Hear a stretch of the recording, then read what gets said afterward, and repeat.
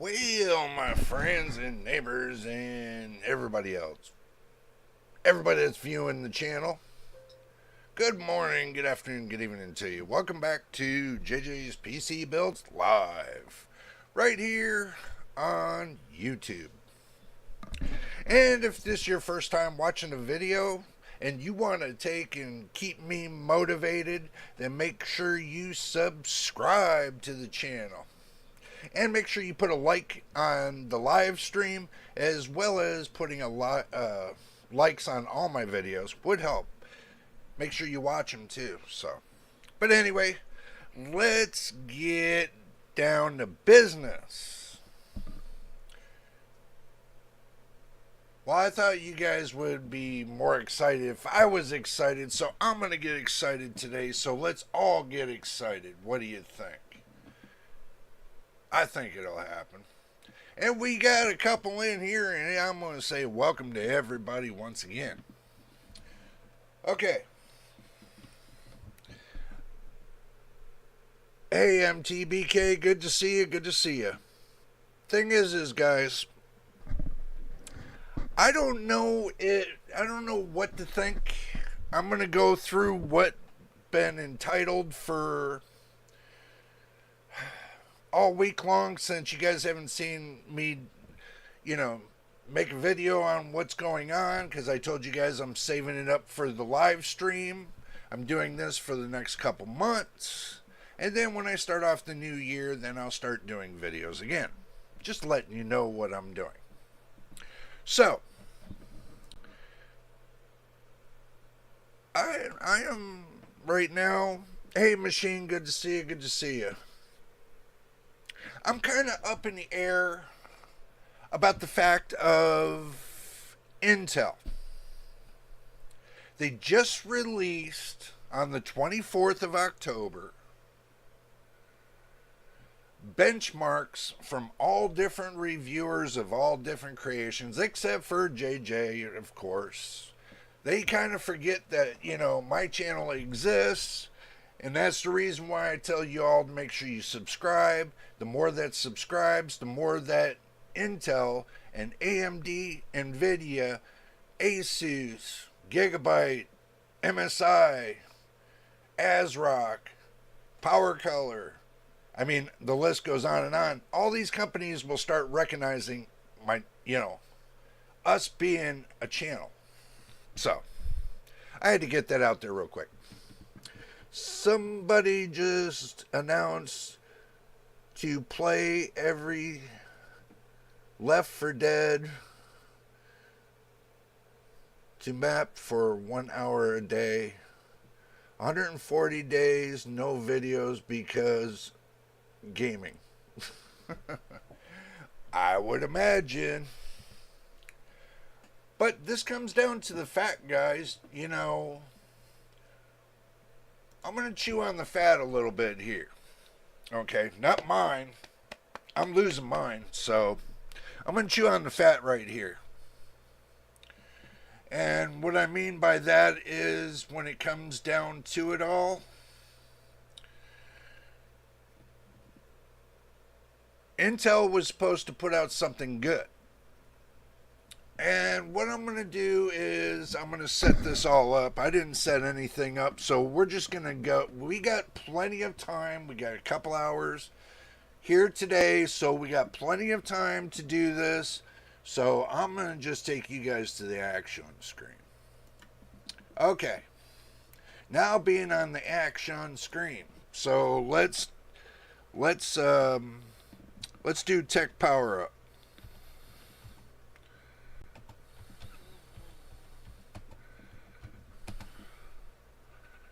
To, let's say, 285K.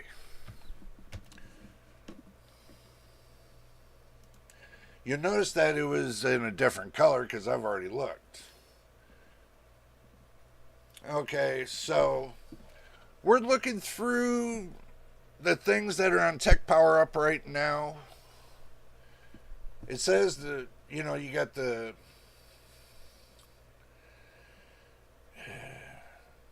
You got the Intel Core Ultra 9. And I know you guys are going to bust my chops. You're going to say, Jay, where's the big cursor? Where's the big mouse cursor? You forgot it again. Yes, I know I forgot it again. Let me pull it up for you guys so you don't get all butt hurt. See, here it is. So y'all don't get butt hurt about it. I know y'all are gonna be saying something about it. I know y'all are gonna be saying something about it. So, and if y'all didn't know, make sure you know we do this every Saturday from noon time to however long we do it. Make sure you stay. You come on and see what's going on and see what we got cooking. Okay, we're just gonna go down to.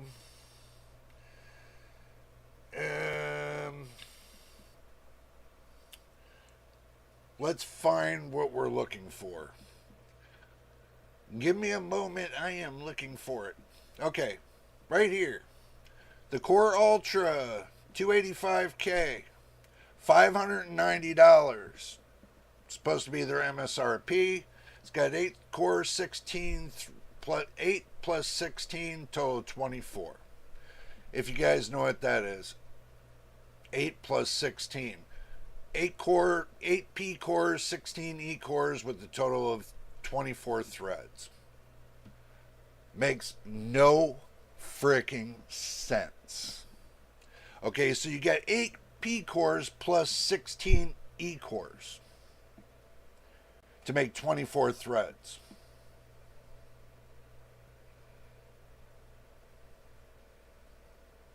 Instead of saying you got 8 P cores with 16 threads times 30 times 2, making it 32 instead of 24. I'm just saying. If they were taking away, and I want you to understand this, if they're taking away hyper threading, don't you think it would make more sense instead of putting a total of 24 to have this 16 times 2 and then plus 8? That would only make sense. Okay, so it's got a base clock of 3.7 to 3.2 gigahertz. And it's got a boost clock from 4.6 to 5.7. 36 megs of cache with 250 watt total power output. And it's 3 nanometer and it's on a LGA 1851 motherboard. Excuse me. MTBK says, I was thinking about a brain being 60% fat when it comes to chewing on fat, and didn't even think about the big mouse cursor for the moment. Yep. V-Ray IPC test at 4 gigahertz with 4 cores suggested the Arrow Lake performance cores are 18% faster than its efficiency cores. Yeah, but they're also saying too, brother man, that if you turn off the E cores, the P cores don't run worth the crap. I think Tech Yes City did a video on that, stating that he turned off the E cores and turned around that the performance just fell to crap.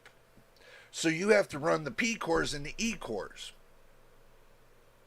That's the catch-22 that seems that Intel put in there that nobody was paying attention to. So, architecture, let's see what we got. We got right here. Performance per watt, they say it reduces package power by 40%, which it's already been tested. That's not totally correct. Delivers 15% generational multi-thread performance. No. while maintaining gaming performance, user experience, expanded AI acceleration to enthusiasts. Not really. It makes it more difficult now to take in, do an overclock and undervolt scenario. Because of the, what do they call it, there's some kind of digital, we'll get to it. Integrated XC-LPG for the latest media support. Okay, I didn't see that yet. Reduce package temps by 10 degrees Celsius while gaming. No, that's just basically meaning that they reduce the power so you have lower performance.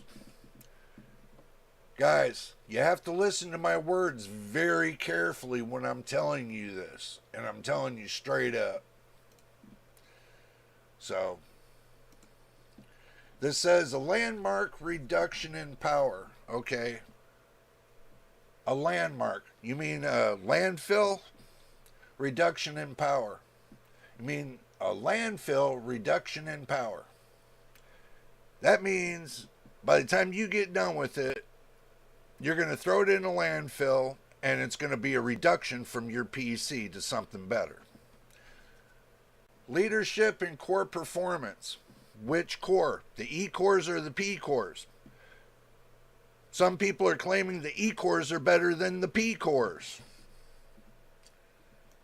Huh. Okay. So basically and guys, I'm not cutting down on Intel. You have to understand this. I am not cutting down on Intel. I'm just speaking the truth. That's all I'm giving you is the truth. So, if the performance drops in lightly threaded tasks, then maybe the P cores have access to the E cores. Maybe they conjoined them into one MTBK. Maybe since they took away hyper-threading SMT, maybe what they did is they enjoined the P cores and E cores to run simultaneously with one each other, using the E cores as a pipeline thread. Instead of, having hyper-threading, they're using it as a dual pipeline thread. It's probably what they did.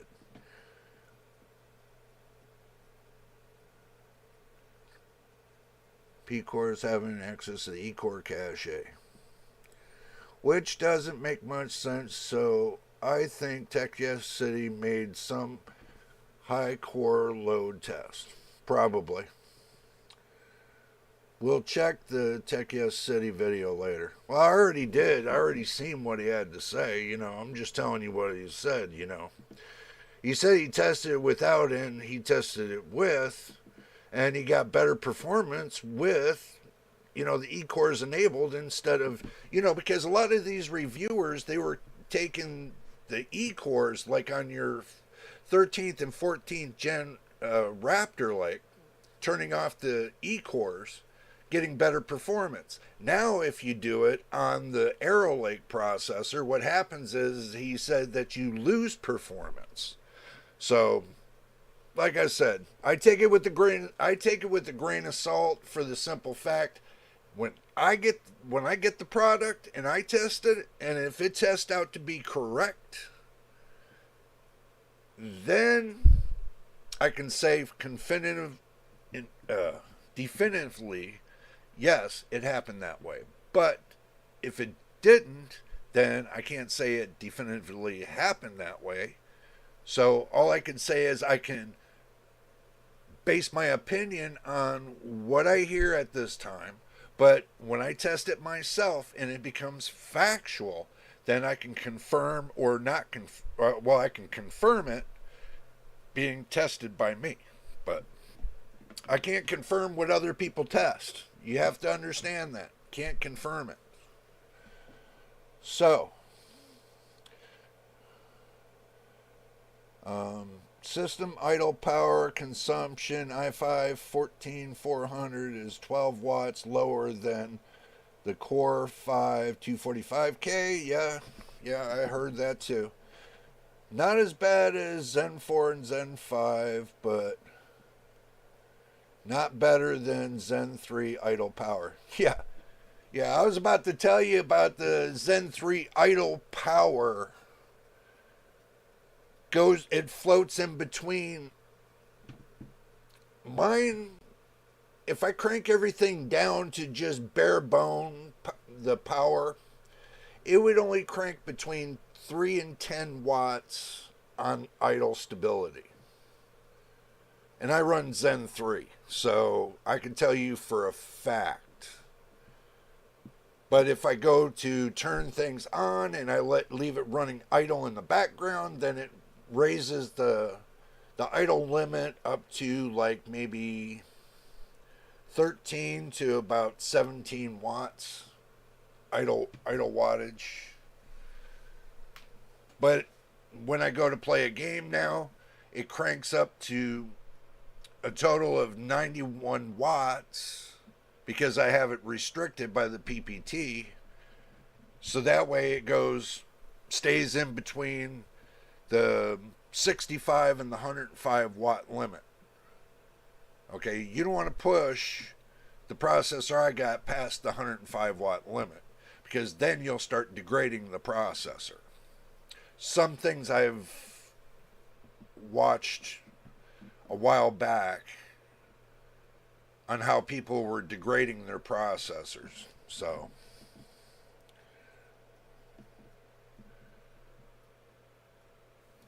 but I can tell you, as long as I'm keeping this processor staying at 1.1 volt or lower, it fluctuates in between. When it's at full power, it's not going to go up to anything past 1.1 volt, period.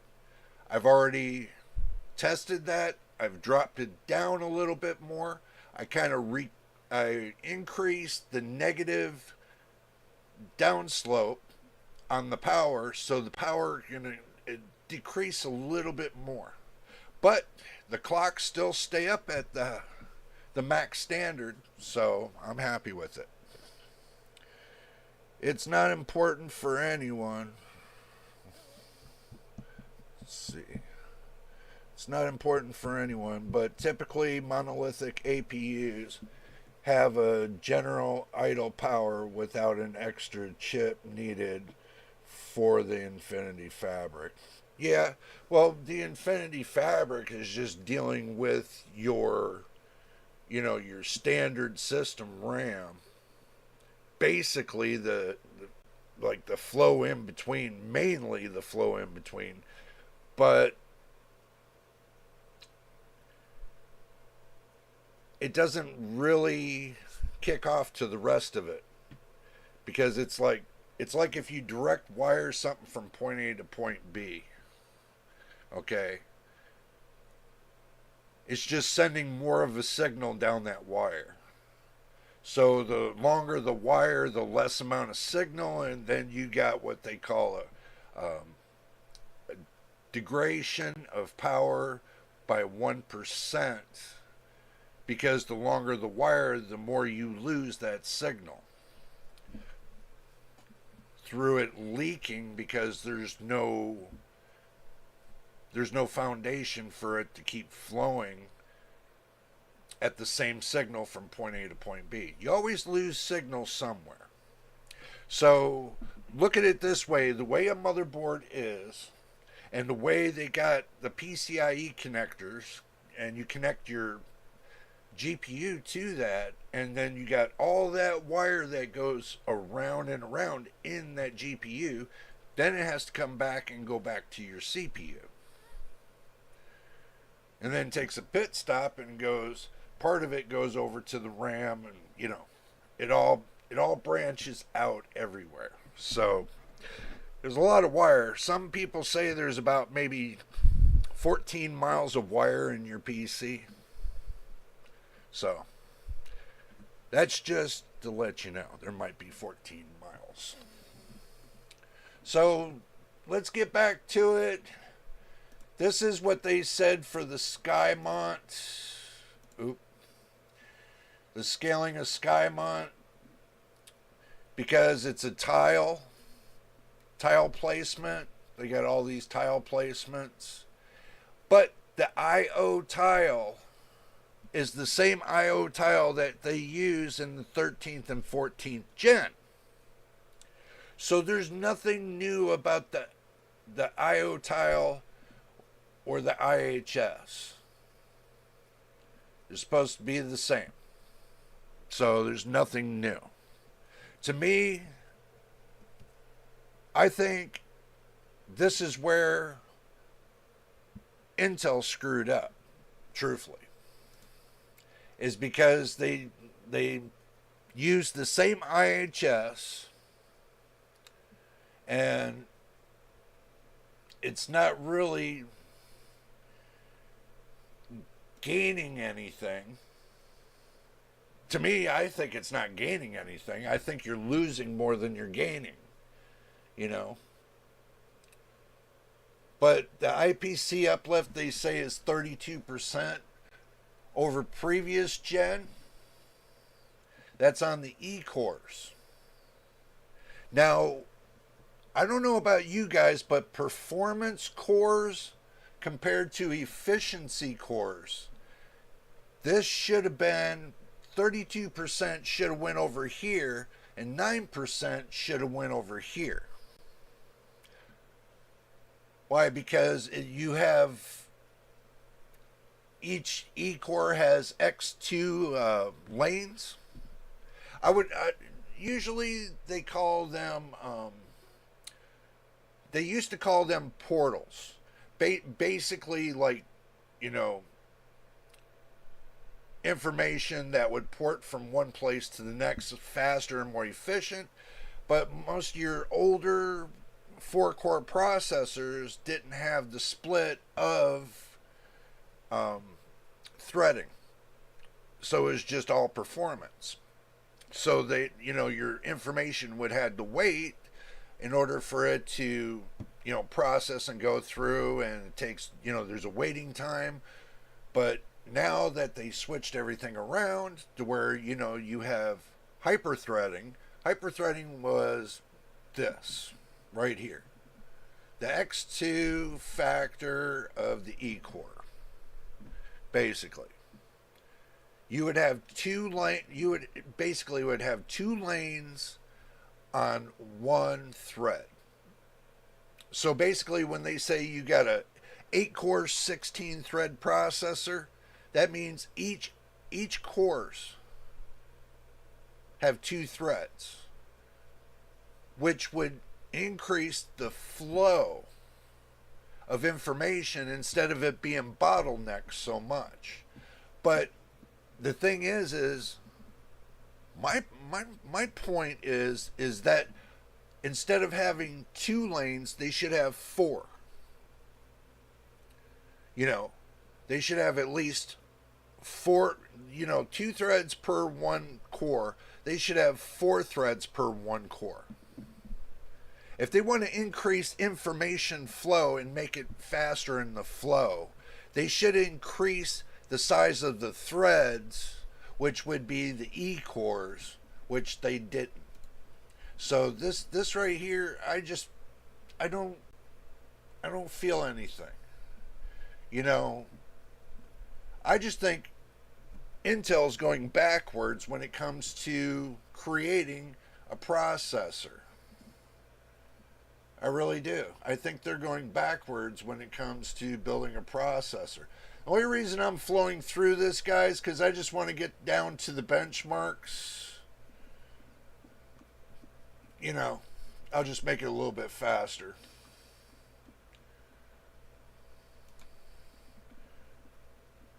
You know, let's just get to the benchmarks. They said Y cruncher, like 2.5 billion digits. This is where it's set. Looks like the 7950X is faster compared to the 285K. That's with the power limits removed. So, guys, let me get on these questions a little bit. It's not important for anyone, but yeah, we already talked about that. But the problem I'm having with this is you have a 7950X that's crunching more numbers than the 285K, and that's their best processor they just put out with the power limits removed. Okay, that I don't know what to make of that. I mean, that's just basically telling me that it's not a great processor. Look at the 265K they got down here with the power limits removed. I mean, no need to press the next page button. I know, I keep forgetting MTBK. I mean, I'm just trying to push through this and so you guys don't get bored with it. A stock 245K, and you know, it's not as fast as everybody thinks it is. Stockfish chess, I would imagine this would be on a workload. But look, 285K, power limits removed, 25.54 M nodes. Look at the 9950X. And believe it or not, everybody was knocking the speed of the 9950X from AMD. Compared right now to what Intel just put out, AMD looks like the king right now. So until they find out, you know, if they got to fix something. But I mean, the 265 power limits removed are way lower than a 13900K. Wow. 7900X is right below that, but 13900K is faster than an Ultra 7 265K. 7950X3D is faster than their flagship 285K. I'm not knocking it, I'm just telling you what the numbers are. 9700X is faster than their Ultra 5 245K. And that's without power limits removed. This is power limits removed. And it's not as much faster as stock. Look at the difference. This is 14.78 M nodes. This is 14.72 M nodes. What? 0.06 difference between the two? That right there is a red flag. Yes, AMD is king. It seems like. Let's see, Jetstream 2.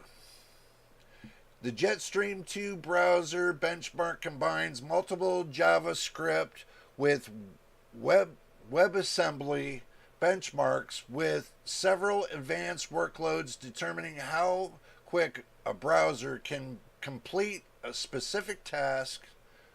It's not only reward high performance, overall performance, but also fast startup and consistent operation. Okay, so this is web browsing. Wow. Here's your 285K, limits removed. Here's your 13600K. Wow. And they even got a 12900K right here that's faster than this. And a lot of people are saying that too. They are saying that too. That the 12900KS is faster. The KS. But it looks like the K version too. So 60.000 nodes per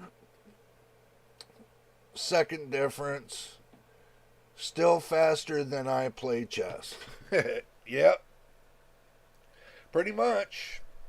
But, and look at this, the 5950X. A 5950X is faster than the 265K. You got 285, 265, and 245. And looking above the 285, let's see what else is faster. Wow, this is a large list.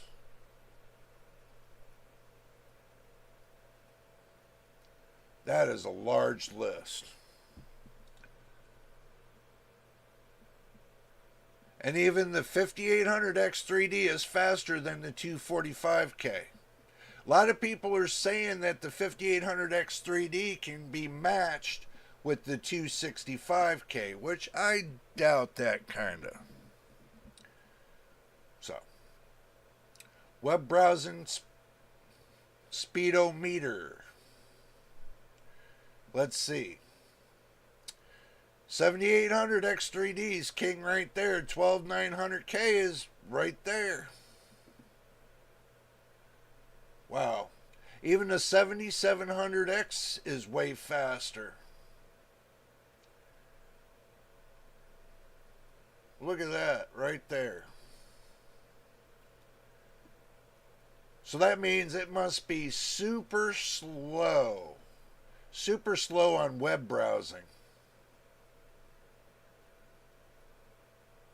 Super slow.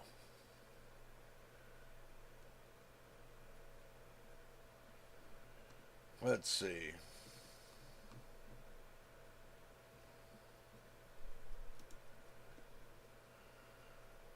We're just going to dig and get right to it. Rendering Cinebench 2024 multi-thread. Okay, I'll give it that because it's got the 285 power limits removed. You see right here the difference is only by 2 points. 2 points. So there's no uplift when it comes to removing the power limits. If it's within 2 point difference, there's no difference. 12900K faster at surfing than a Core Ultra 9. I love browsing. Yup, me too, man. My CPU matches a 13500F. So I would get 10% performance bump when browsing. True. 13400 anyway is not looking good. Yeah, I know. But the way this looks right here,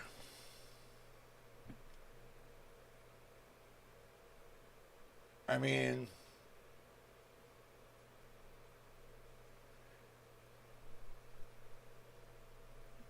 if I'm looking at it like for Zen 3, I could still get with the 5950X and still, still be up at top, so it really wouldn't matter. But my 5700X is just fine. So, rendering single thread. 9950X is not that far off. So, definitely it takes the top. The 285K, the 265's up there, 245, and then the rest are down at the bottom. So, Blender rendering. So the 285K takes the top. But notice the difference. Okay, right here. Oh, I guess I can't, 54.7 seconds on power limits removed. Stock is 54.9 seconds. It's only 0.2 seconds from stock. What benefit are you getting? I want you guys to answer that to me. For 0.2 seconds, what benefit are you getting going from stock to removing the power limits? So, I mean, think about it very carefully. I mean, you're not getting any benefits bump whatsoever. This proves it right here. And even right here, you're not getting much of a bump neither. It's still 0.2. On the 265K, it's the same thing, 0.2. 245K, you're getting a whole maybe 0.9 seconds between the two.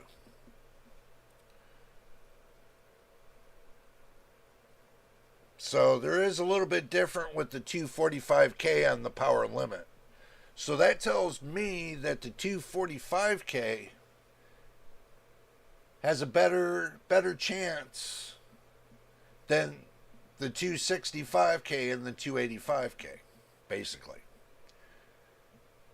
Seems that the cheaper of the bunch has a better chance of doing something other than the two most expensive. So, Corona renderer, 285K, right here. There's a 0.3% difference between the two. But the 9950X takes the top. Right here, there's only a 1.1% difference between power limits removed and stock. I'm going to tell you, if you get this processor, don't worry about removing the limits, because there's not much of a difference. It's not going to make much of a difference of you trying to overclock it compared to at stock. So I really don't see the difference. 245K. Right here, there's only 0.1% difference between the power limits removed and stock. So you're best off just leave it stock. That's basically what they're saying. Rendering key shot. 7950X takes the crown.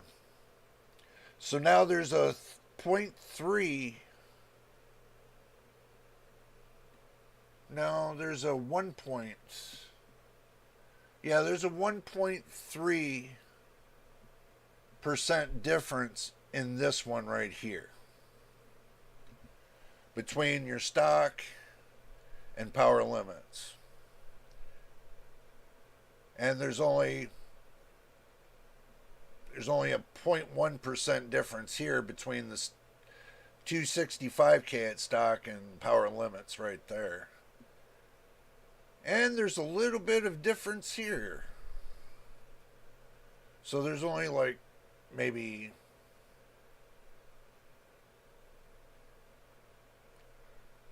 1.1% difference. V-Ray rendering. 9950X again takes the top.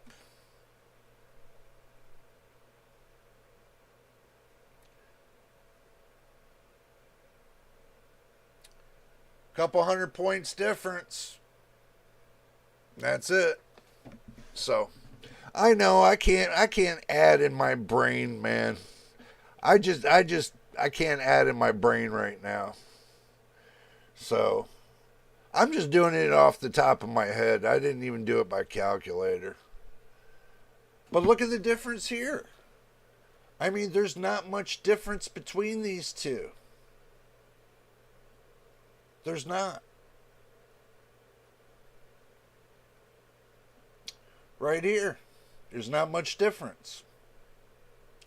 There's a point that I'm doing this is that I'm trying to show you guys that it might not be worth your time to overclock this because of the fact of that there's not much difference between an overclock and a stock.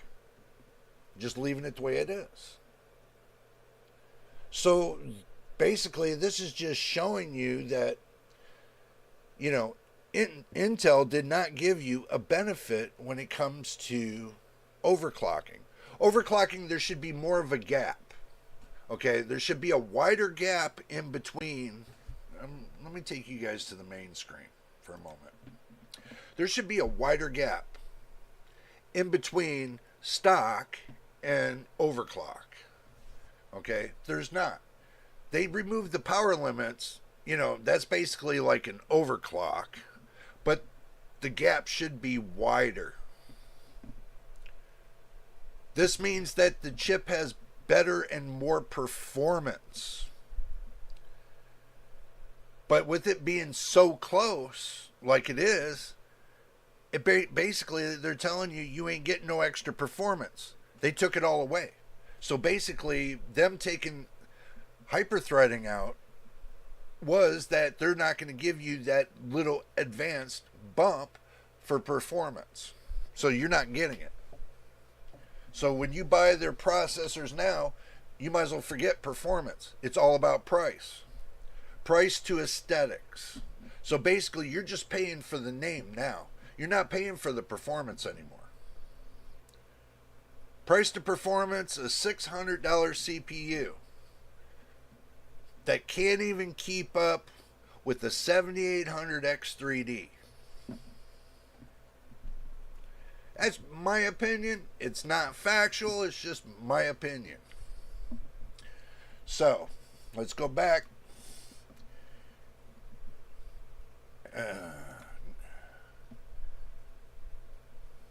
Basically, you all get the point. I mean,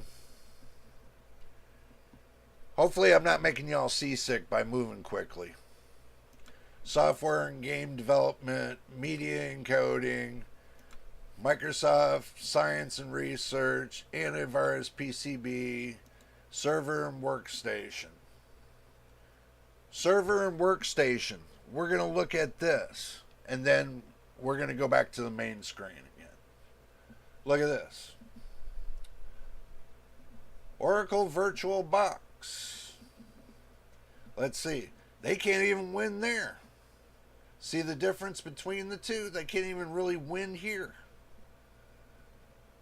Even the 14900, the 13900K, the 14700K takes the top. And then in between are a lot of, like I told you, MTBK, I told you this too. I told you on Discord. Workstation server. Basically. That's what they're pushing out there. That's the reason why you don't see AMD up at the top with, in the workstation area, is because they're based on gaming. AMD is based on gaming. This is the proof right here. You got some, down the line, you got some like 13400F, like you were talking about.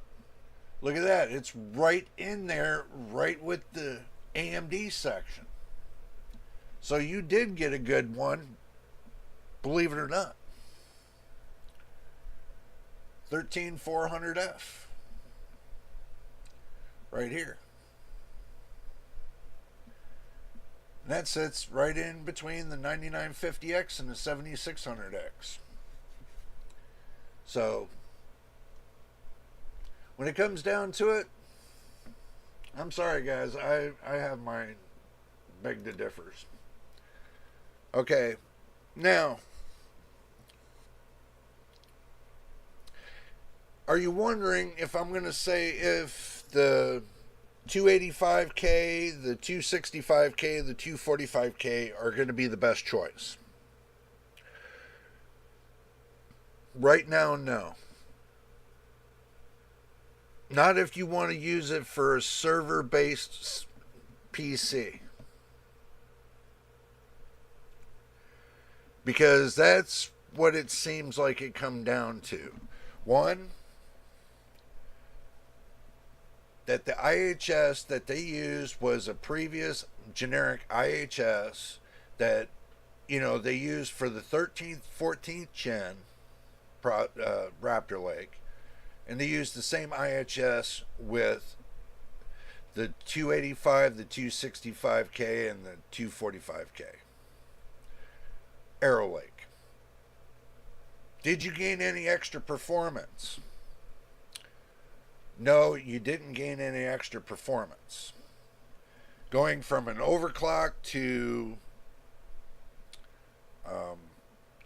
a stock clock, not really.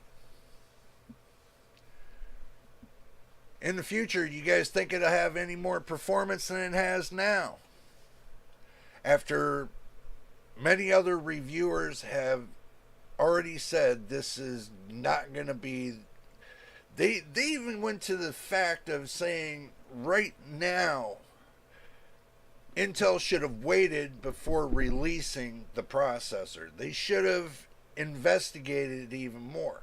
See, what Intel should have done was should have went to 20 to 30 reviewers, gave them all the stuff that they needed for testing. This would save them a lot of headache, and then make Intel a private video so they can see what kind of testing, what kind of results, and everything else to see if it's going to handle what it needs to handle. But what they do is they do everything in-house, and they get the same basic opinion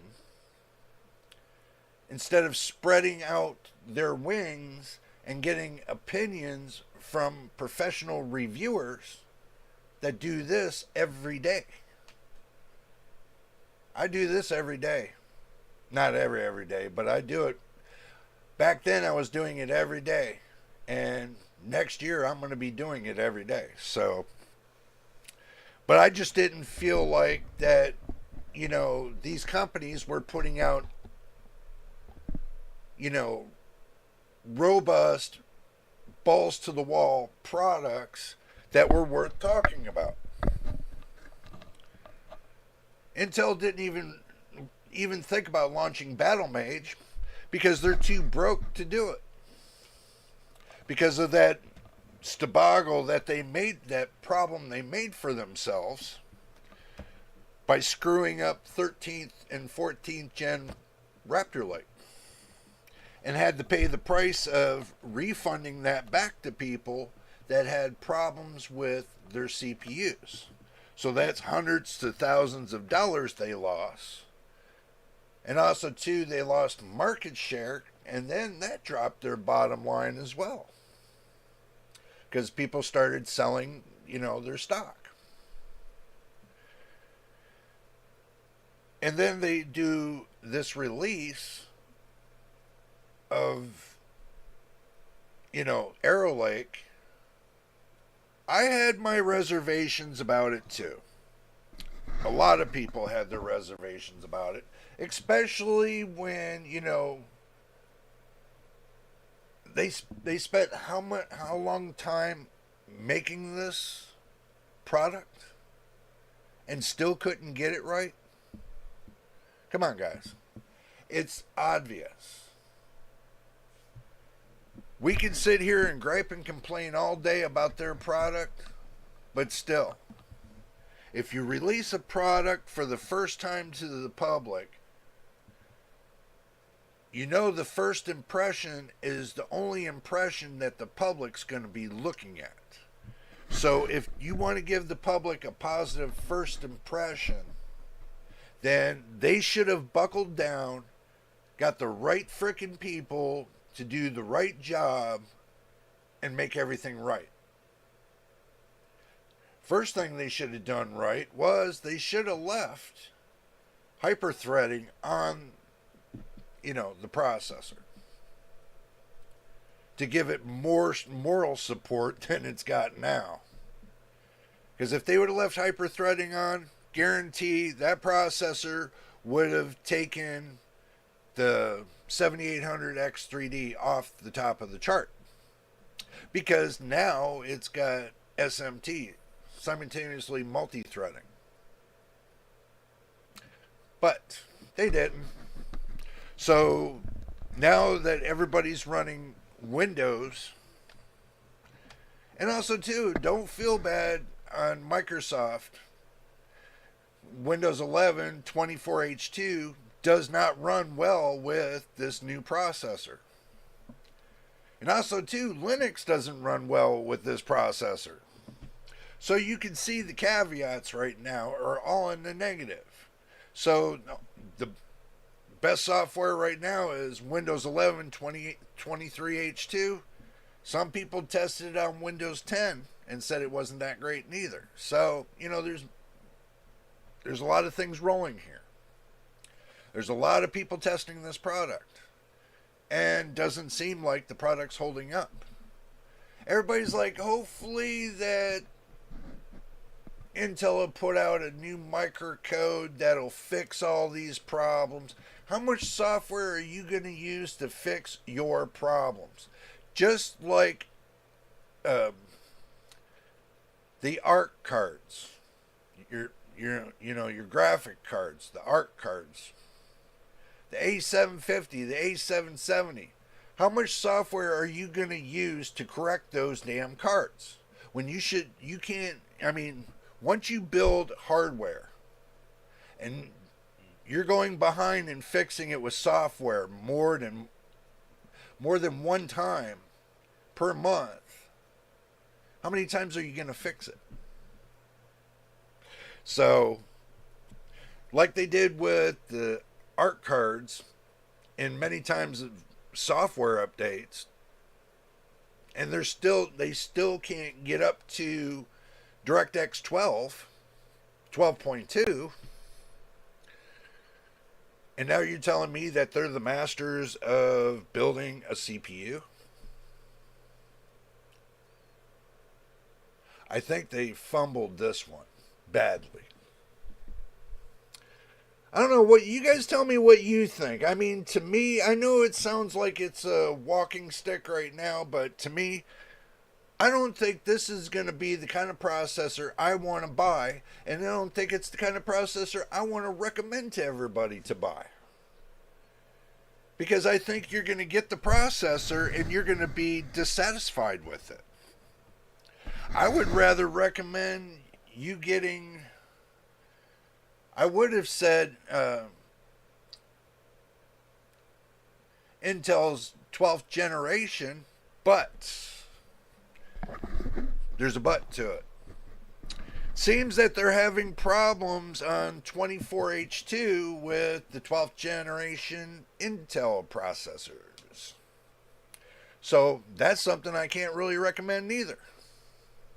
Unless you're running Windows 11, 23H2, or Windows 10.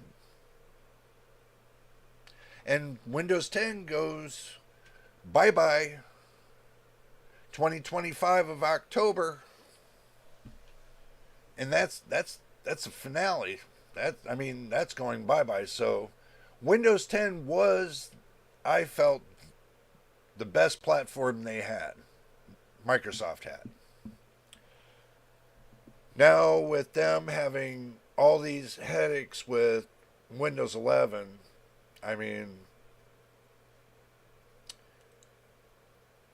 these companies they keep pouring crap on top of crap, and everybody just keeps eating it. They keep paying for it. They keep eating it.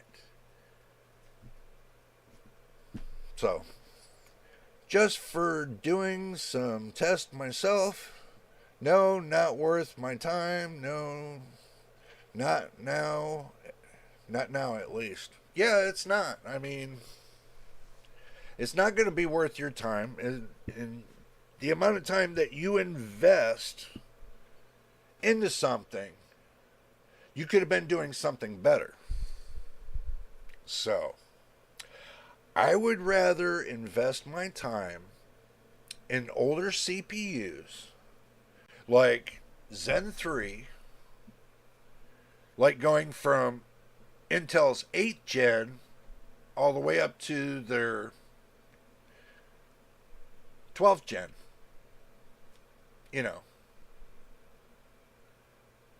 13th and 14th gen, they can't get the microcoding right, so what's the sense of wasting my money there? What's the sense of wasting my money on Arrow Lake? They can't get it right there. So your best overall when it comes to Intel, 8th gen to 12th gen.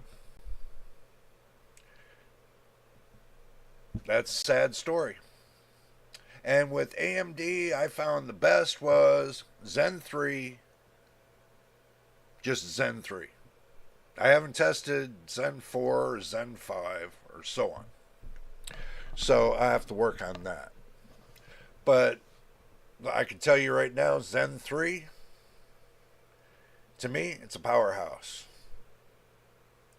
Especially if you're looking to build yourself like, a gaming PC that's mid-range, 5700X, B550-A motherboard.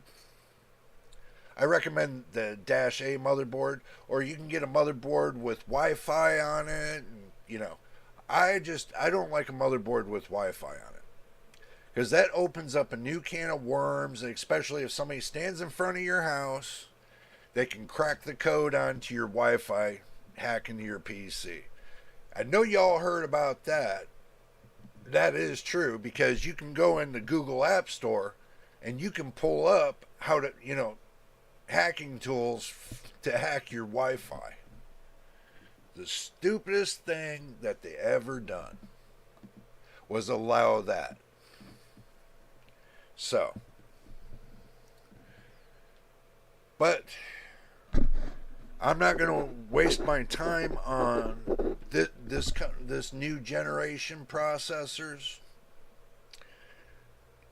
Truthfully, the only processor I think I would waste my time on is the 9800X3D from AMD. I think that's going to be the new king CPU processor that's going to be coming to the market. So, truthfully, that's what I would waste my money on. But an 800 series motherboard, I don't know.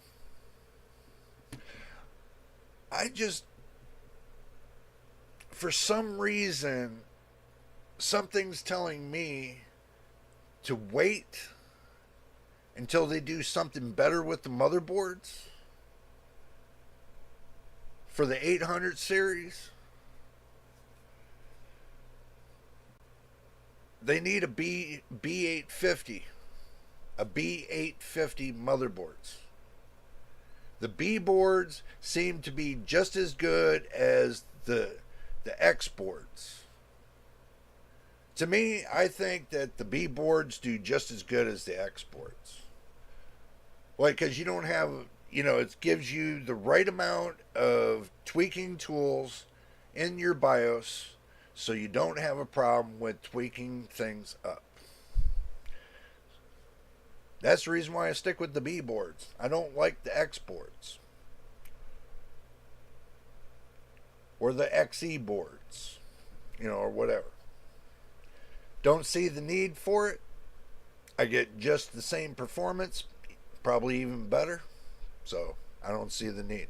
Why waste your money on something that's not going to give you any more than what you're getting now? my point. My processor can go from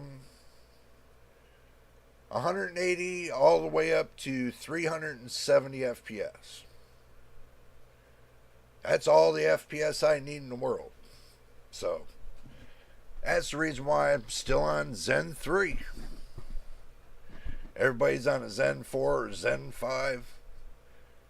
If you're down on, let's say if you're on an 8th-gen processor and you want something better, let's say you want to go AMD, then yeah. I mean, whatever you can afford. I'm happy with my CPU. Machine says, Machine, your 7700X is just fine. The only thing I would do different in your system, my friend, would be changing up your motherboard. That would be the only thing that I would change. And maybe changing up the RAM too. But that's me. It's kind of little stuff that I would change. Because you want a better advantage when it comes to processing speed. So having a motherboard that's, that can handle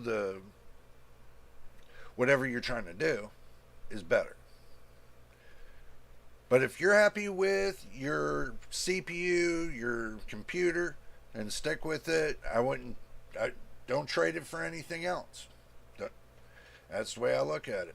Mine, I'm happy with the CPU, I'm happy with the motherboard, I'm happy with the GPU, the RTX 4070, I'm happy with that.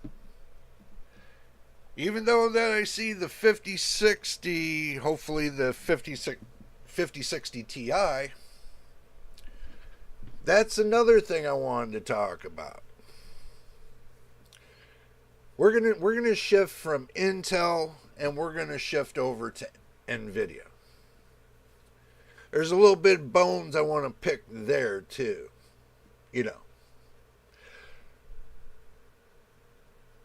I would have hoped that Nvidia would have come out in October with the 5090 and the 5080, and then in November came out with the 5070, and then in December come out with the 5060. And then stacked it all up and get it ready for 2025. That would have been a nice little treat. But it didn't happen that way. The 5060 Ti will have a 128-bit bus. Yeah, I know. That's the same with the 7600 XT. Or 7600 XT AMD. 128-bit bus. 16 gigabytes of RAM.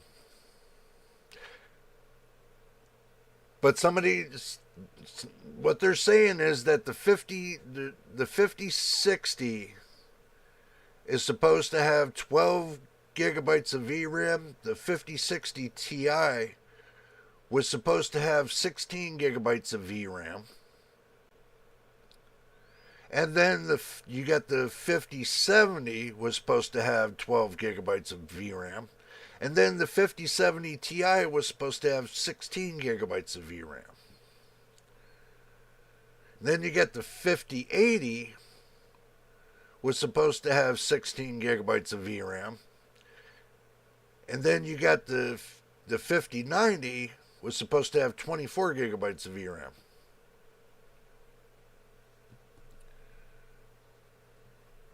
Yep, the 7650. No, it's not the 7650 XT. It's the 7650 GRE.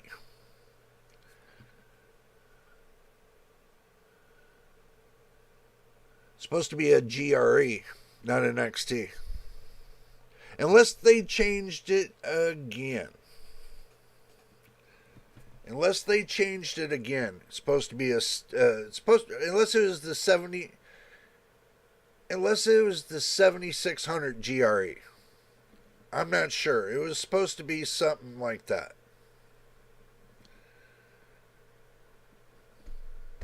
In between there. So, yeah. Big difference. Big difference. They're supposed to have that coming out too. And they're supposed to have coming out, AMD's supposed to have coming out is the 5600 XT. Yep. 5600 XT, Zen 3. And they're supposed to have the 5600T Zen 3 come out too.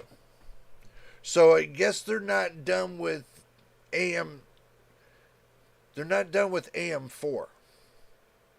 Obviously, if they're still making CPU processors for AM4, then they're not done with it yet.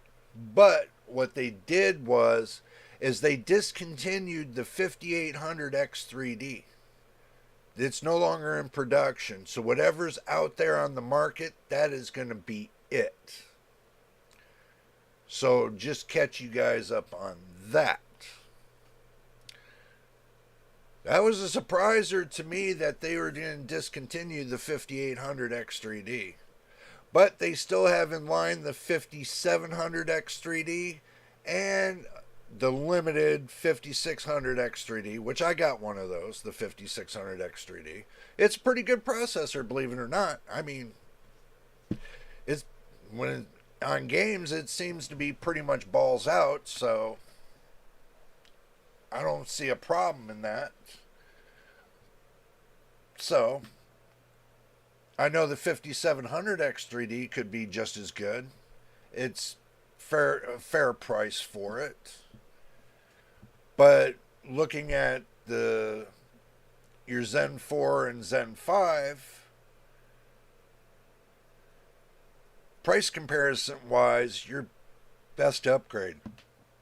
Not unless you want to stay in a lower budget and you already got a Zen 3 motherboard and you just want to upgrade your CPU because your motherboard can handle it.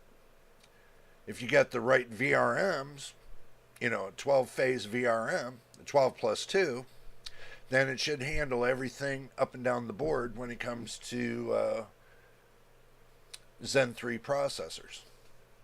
So, believe it or not, the motherboard I got right now, the B550-A, it's a Strix motherboard. It'll handle any processor that's Zen 3. So, I already know that. There's 145 processors for Zen 3. There might be a little bit more. I think they're trying to push it up to 150 processors for Zen 3. So, they're not done with the Zen 3, so might be better for your budget if you're looking for a budget gaming PC to get a B550 motherboard for $100, to get $150 processor CPU, get $30 to $40 worth of RAM. So, I mean, you can do everything down to $500-$600 if you wanted to. That's just the case, the fans, the case fans, the motherboard, the CPU, the RAM, but that doesn't include the graphics card. That's the nail biter. So let's say you spend $500 to put a PC together, but you got no graphics card. So depends on what you want. Depends on if you want AMD or you want Nvidia. So you can basically narrow it down which one you want. You want to spend $400, make yourself like $400 or $500, make yourself like $1,000 PC, which is possible. Then, you can get, the 40 series or wait for the 50 series, and for $400, maybe $400, you can get yourself a 5060 Ti, hopefully for $400.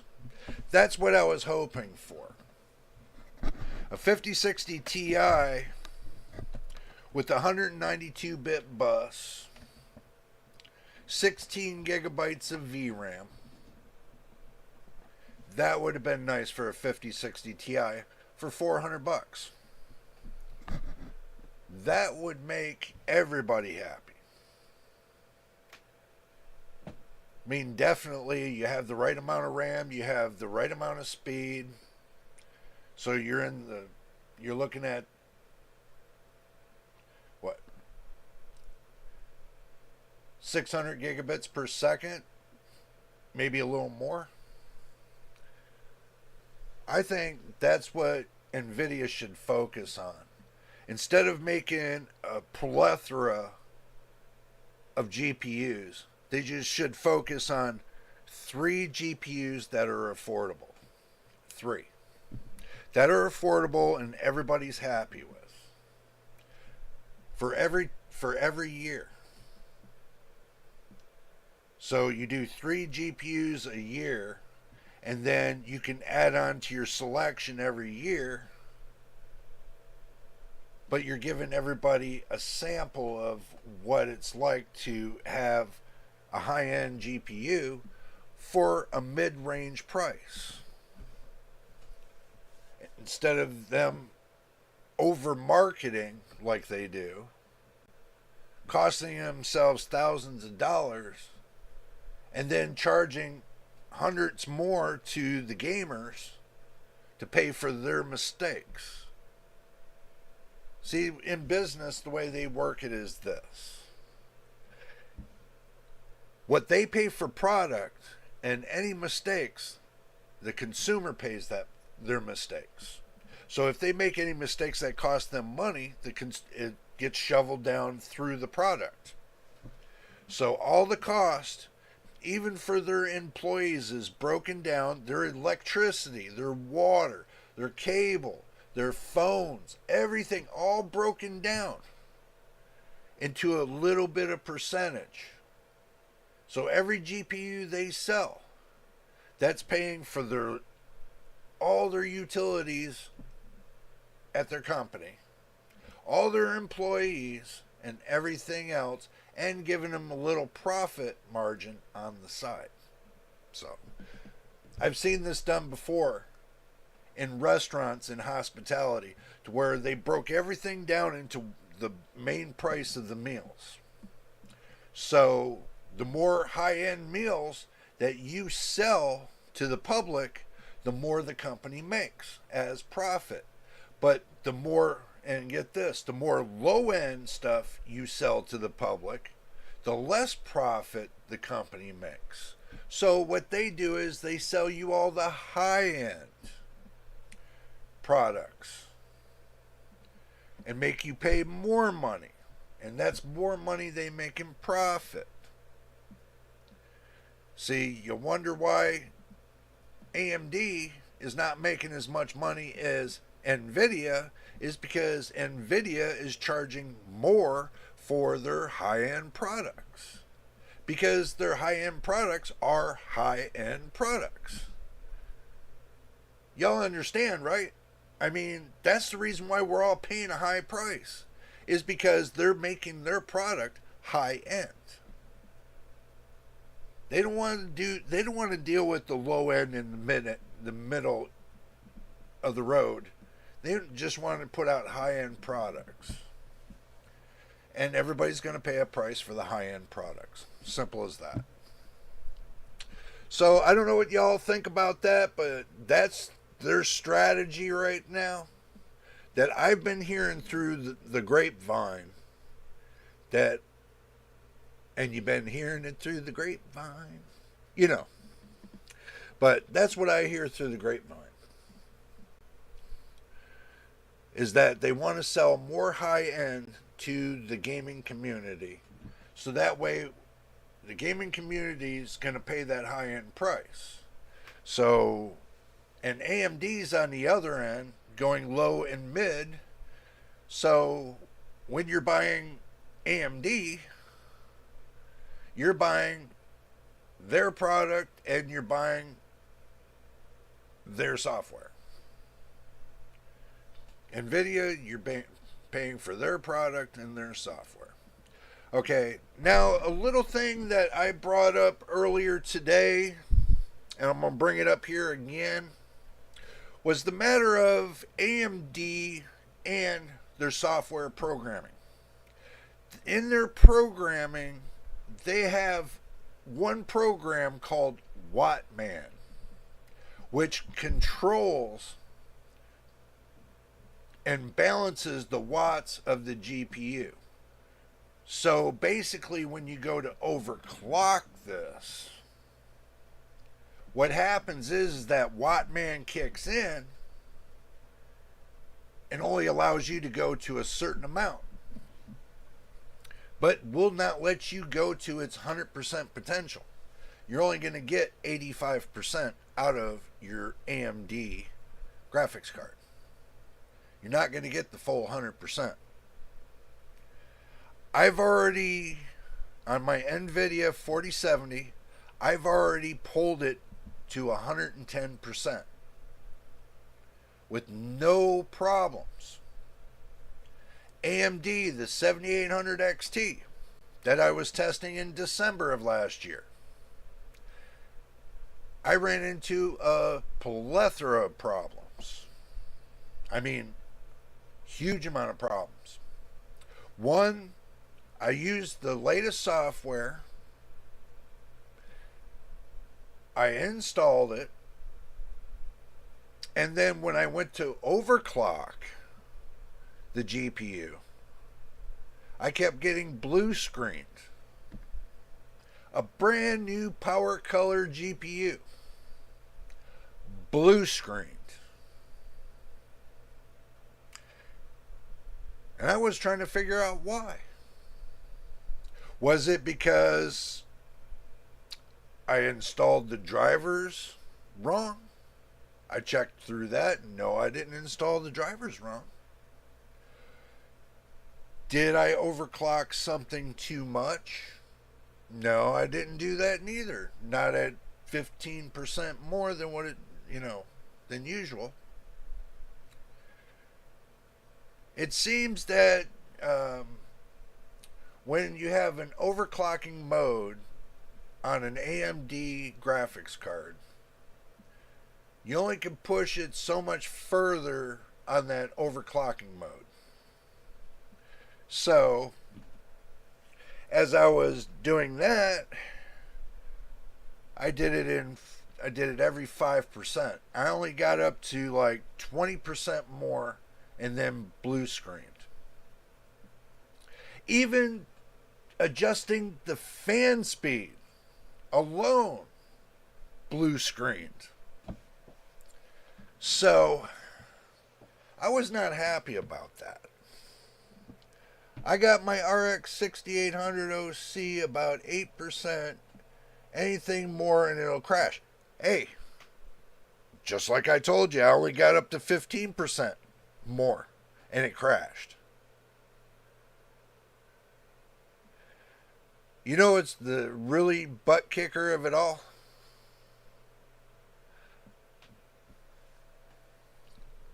I got my RTX 4070 to 3.090 megahertz. Or no, 3.090 gigahertz. Almost 3.1 gigahertz. But that was the furthest I've ever pushed that card. I could not even get remotely anywhere near that with AMD. Nowhere near. And everybody's sitting there blessing the. What are you blessing? The only way it's going to give any kind of good overclock is if it's pre-overclocked already before you get it. Because AMD software ain't working worth the crap. That's the reason why I don't like AMD software. Is because they got programs in there that take and kill any chance of you trying to push that card to its max. It just kills the cards. You got 8% out of yours. I only got 15% out of that one. I got more than that out of this one. I might have gained about maybe 40% off of my 4070. That's only running at 208 watts total. No, I had the 7800 XT up to 262 watts. Still couldn't handle it.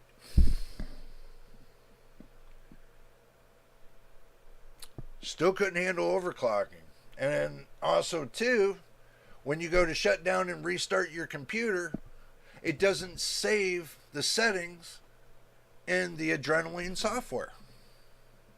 It doesn't save the settings you put there.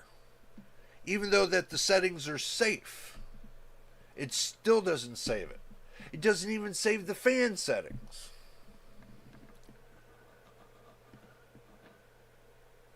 And it is increasing the power limits by 10%. Yeah, I did mine by 5.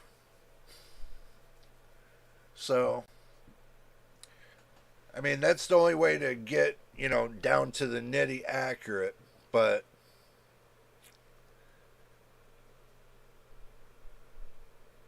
the best thing I can tell you is that you got 2 ways you can do it. One, you can just install the drivers and use MSI Afterburner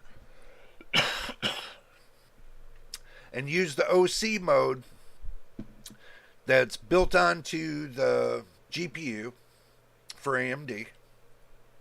That'll bypass the Wattman and all that crap. So you're just using the straight drivers and then you're using MSI Afterburner as a overclocking tool. Or you can just use the Adrenaline program and suffer through the pain and the anguish of getting through with that GPU. Unless you got special settings you like in that GPU, which is not going to matter anyway when you go to set the display settings on the games. So it's not going to matter. And even your display settings for your monitor, not going to matter. All that extra crap that you already got, that's a part of that Adrenaline that you don't need. What? It's got 1-2 programs in there that's supposed to give you something special.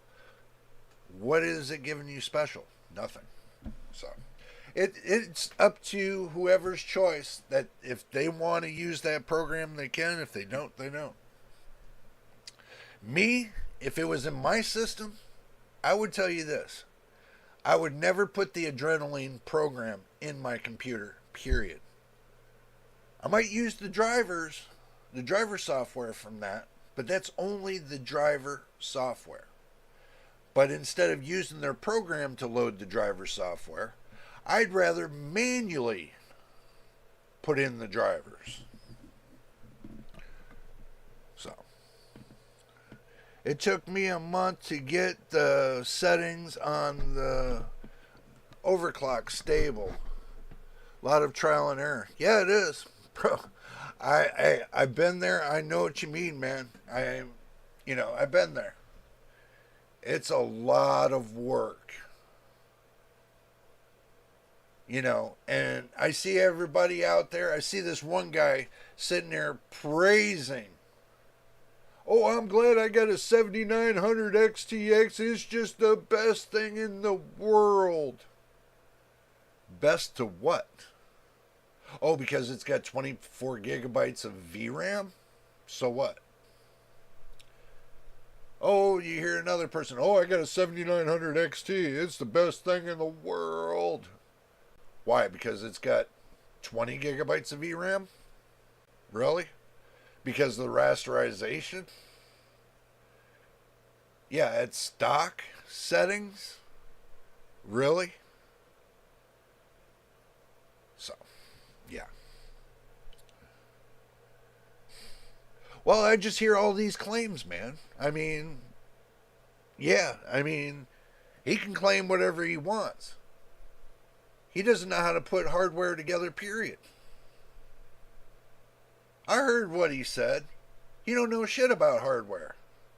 He don't know nothing. Not when he spent the whole day trying to fix whatever screw up he had on his PC. That was funny as hell. That he had to send back his 7900 XTX because there was a problem and he had to get another one. And, that dude's just doing it for views. He's just doing all that noise for views. Yeah. We know I don't do anything for views. I just want everybody to subscribe and watch the channel. I don't force anybody to watch what I have to say. I say what I say because I know what I'm saying. I know my stuff. I've done this 30 plus years, so I know my stuff. So everybody can sit there and talk a good game, but with not doing the correct testing, it doesn't, I just don't see how they're getting their numbers. Now, I told you all this, that I would not replace my 4070 until the 5 years was up. What, we're almost to the third, we're getting close to the third year. We're getting close to the third year.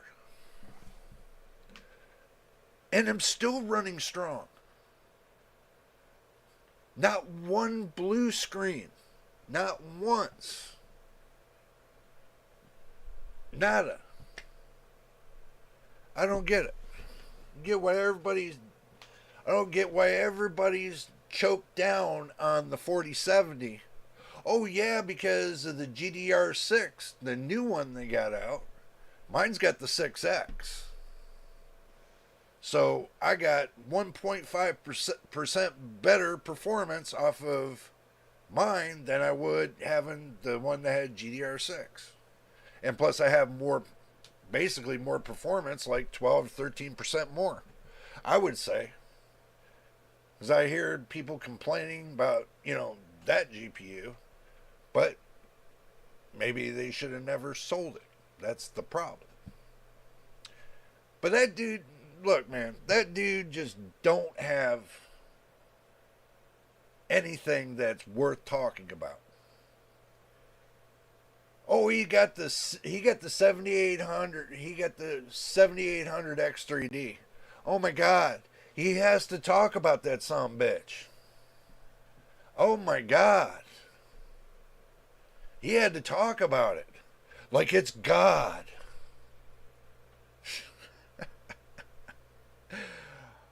I was listening to that and I was like, who is this dude? Ugh. I thought the 4070 came out in April of 2023. Did it? Are you sure? Let's see. Since I have the box. My friend. I'm not sure. Yeah, you're right. 2023. Oh, did I say it's that long? Oh, hell. 2 years then.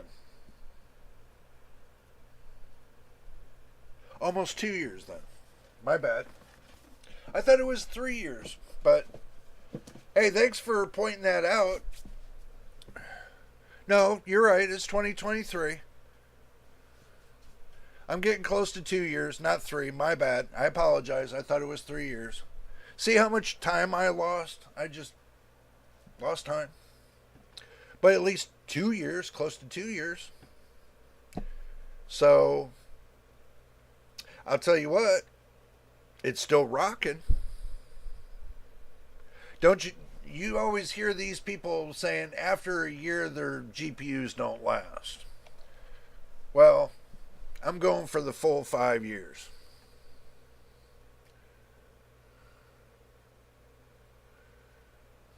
Well,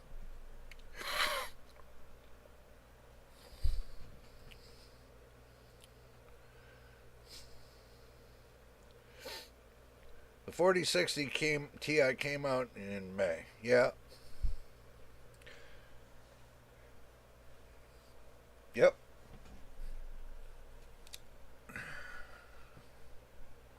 But still, I can't complain about it, dude. I mean,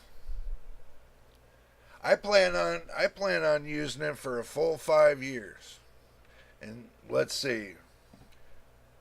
April of 2023.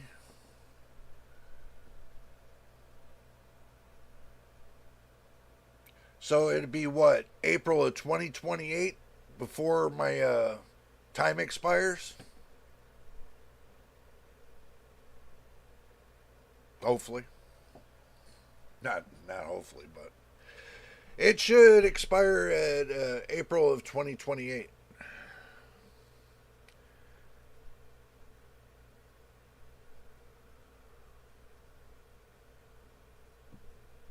Yeah, but don't forget that in March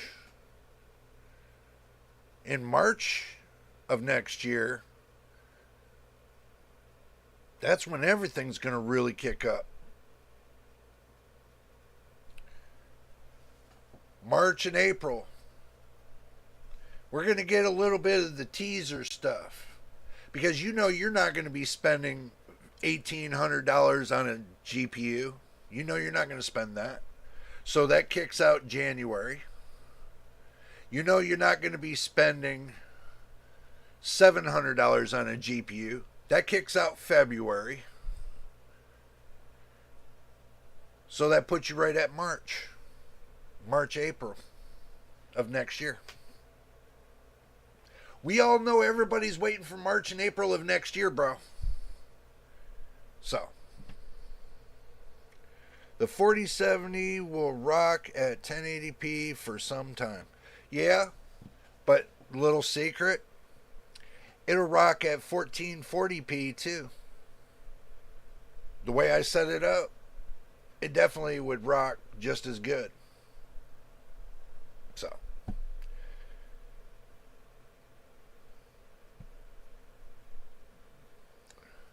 I'm not spending over $1,000 for a GPU. Well, if you're thinking about a 5070 Ti with 16 gigabytes of VRAM, hopefully, then you're going to be looking at $700 to $800. So, that's what they're thinking.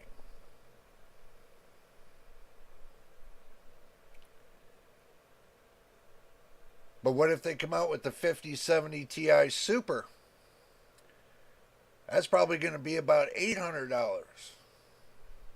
maybe $900.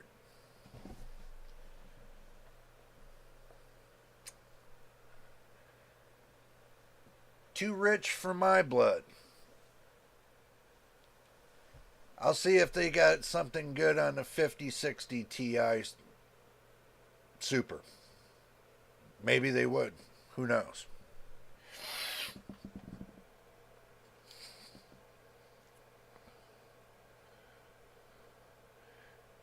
Yep.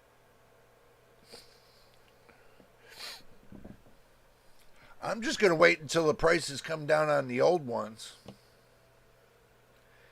and then go from there.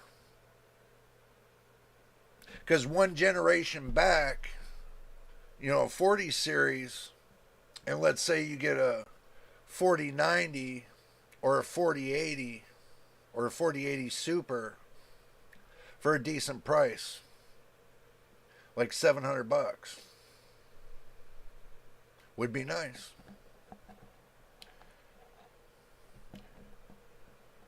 Oh, I could definitely rock along with the 4080 Super for 5 years with no problem.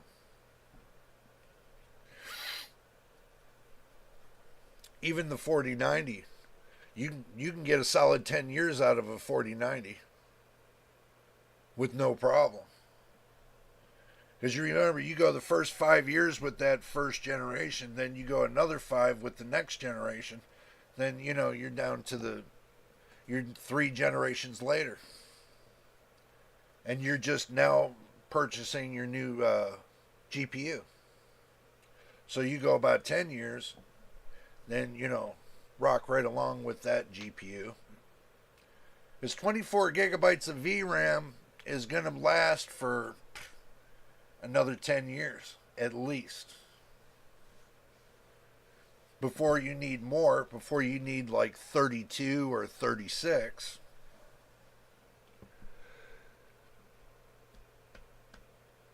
I don't know.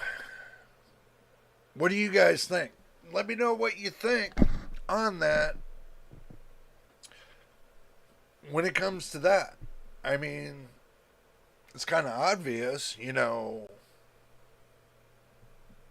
that when they're building the VRAM on these graphics cards now, they're not accounting for the new games that are coming out. So they're making everybody suffer and wanting to buy more, so they keep the number of VRAM down, so they make you pay more for it. People are still rocking with the 1080p. Oh no, the 1080 Ti. Yeah, but it looks like they're going to be rocking a little bit longer with the 1080 Ti because ain't nobody else going to be, you know, from that crowd, there's nobody else going to step up into the 40 series. But the 1080 Ti is not going to last forever because then Steam's going to change their minimal system requirements, and the 1080 Ti is just, GTX is just going to fall out of the market. Basically, when Nvidia discontinued all GTX products, including the drivers, they're done with it. So that gives an indication to Steam that now they need to move everything up to the 20 series. So, and if that's the case, then, you know, it's just, people are not going to be happy. Look at what they did when the requirements for a regular platter hard drive, they moved the requirements up to a solid state drive. And says now the requirements for you to play Steam games, you have to use solid state drive.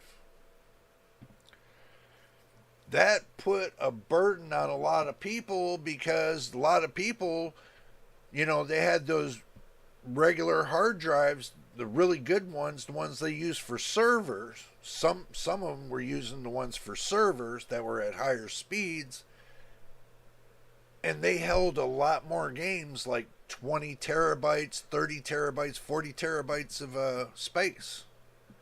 That's a lot of damn games for them to tell you, well, we're not going to allow you to use it for this anymore. Now, our new recommendation is solid state. So, it just sucked. Pseudoscientist, good to see you, man. My 1060 Gee,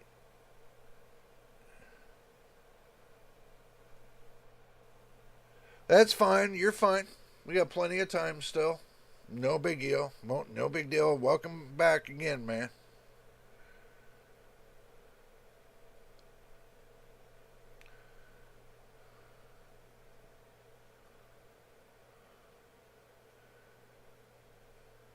Hey, if your 1060 is still running, that's all that matters, I guess. But, like I said, there's going to come a point in time that GTX um, graphics cards are going to be taken off off of the gaming market, and everybody's going to be stuck with 20 series and above. So,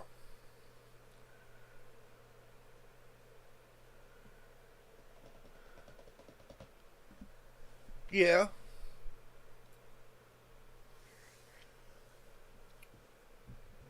I have a 1650, but you know, I'd rather stay with the trend of where everything is today. So,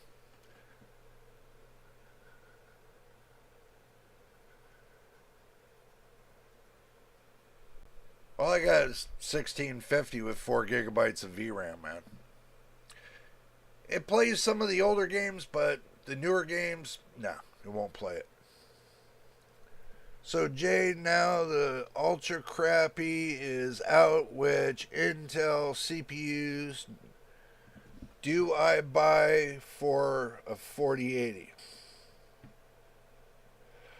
Bro, if you buy one of those Arrow Lake CPUs for a 40 lady, for a bony lady, I mean a 4080,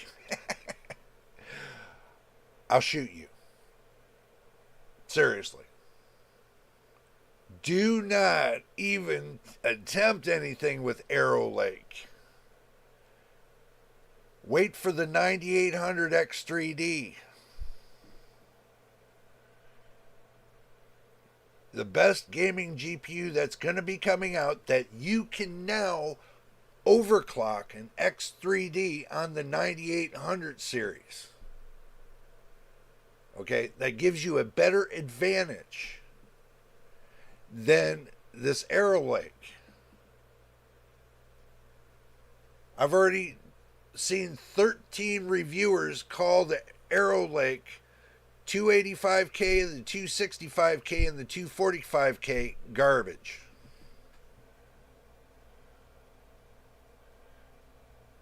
So, and that's the opinion of 14 different people. And I'm 15, and I'm agreeing with them. So, 15 different opinions, bro.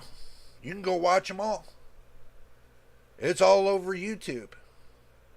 But they're all going to tell you the same damn thing. It's got its good points and it's got its bad points. Who the hell is going to buy a processor with good points and bad points? Can it game or can it not? That's what people want to know. Can it game or not? Obviously it can't. Obviously it can't keep up. So obviously Arrow Lake is dead in the water. Now, AMD with the 9800 X3D that's going to be coming up very, very soon. That's going to be the one you watch for. Because look at the 7800 X3D. It blows Arrow Lake out of the water. The 285K, the 265K, the 245K, 7800 X3D in gaming blows it out of the water. So, okay, if I buy the 9800 X3D, can tell everyone I'm running an Intel. Yeah, just tell, hey, it's Intel. Hey, it's Nvidia. Hey, it's just free Wi-Fi, that's all. So, yeah. I'm not embarrassed to say I run AMD, dude. Okay. The only embarrassment I get from AMD is their graphics cards. Their CPUs are rock solid. AMD CPU is rock solid. So, if you can find one, Intel is doing all the marketing for AMD right now. Yeah, I do agree with that. Yeah, Intel went from being decades ahead to 3 years behind in 24 months. No, they went to 5 years behind within 6 months. No, actually, you're right, 24 months, but 5 years behind, though. No, you're right, 3 years behind. No, actually, no. Actually, it's been a lot longer than that. There's certain generations that they make. Every generation, there's a skip generation that they make a bad generation. So it's more than one time this has happened. One year they come up with the good generation. Next year they come up with the bad generation. Next year they come up with the good generation. It's the same cycle. This goes on and on and on for years and years and years. Ever since the early 80s, this has been going on and on and on. So, that's just my opinion. What I've seen over the years. That's just my opinion. So, but I can tell you, it's been like that. Going from 2 cores, going from a single core, going from a 2 core, going from a 4 core, a 3 core, believe that, a 3 core, a 4 core, a 6 core, and maybe there was one that was a 5 core, but it never made it to the market. So,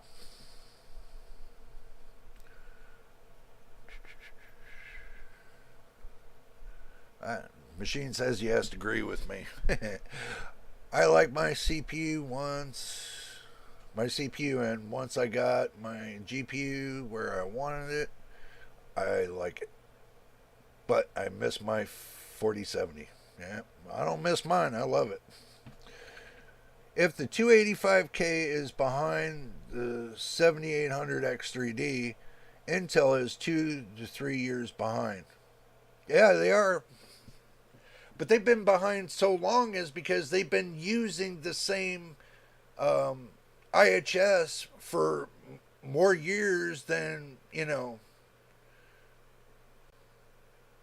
AMD's been in business. That they have a problem. Especially with the way they made this tile series. It didn't turn out so good. And you can go through some of the literature that's online right now. They're saying that they're mixing the old IHS with all the new architecture. Why would you do that? And what the answer was is that they're trying to save money by putting a generic IHS in there. Yeah, remember, your input and output matters deeply when you're trying to use your PC. So if you got signal coming in and it's not flowing in correctly and it's going like a slow turtle, whatever comes out, it's like a slow turtle. So that's just basically what's happening right now. That's the reason why I'm going to tell you guys, don't buy Arrow Lake because what's going to happen is they're going to have a lot of returns because of this simple fact. They're going to be stuck in the boat like they were with 13th and 14th gen Raptor Lake. So don't put yourself in that boat. All right, it's not worth it. Wait for the 9800 X3D. Wait for all the reviews to come out and everything else. And then assess with, I always say this and I'm going to tell you again. Get 10 reviews with all the stats and everything else. And then average it all out into one number. And then come up with your totals. So with that average, and some of them test more than 10 times per result, so you're getting over like maybe 100 to 200 results when it comes to testing. It's much more than just getting one number. They test more than once. They test like 10 times to make sure that number is solid. So you're getting 10 times worth of testing on one result. Just keep that in mind. Okay, so at what price is an Ultra Core worth buying?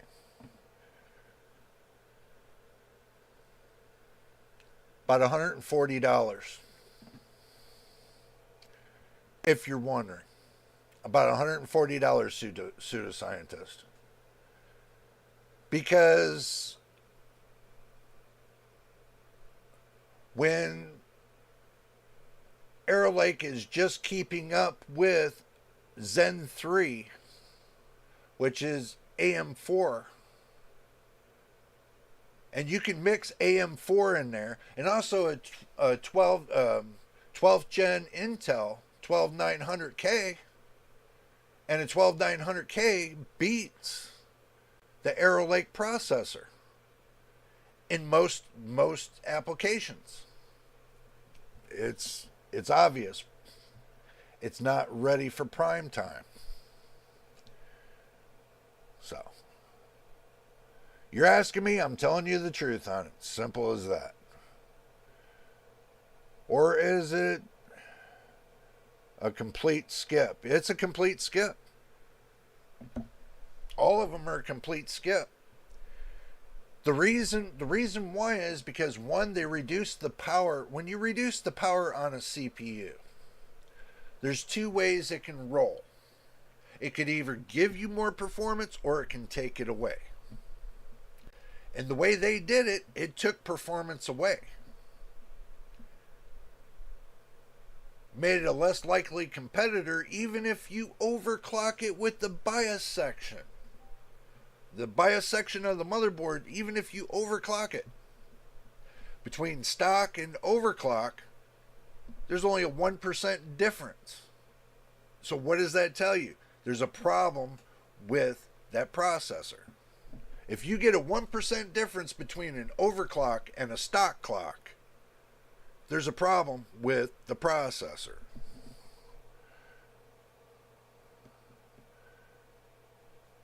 I think it will take about a year for Intel to fix the bugs on the core chips.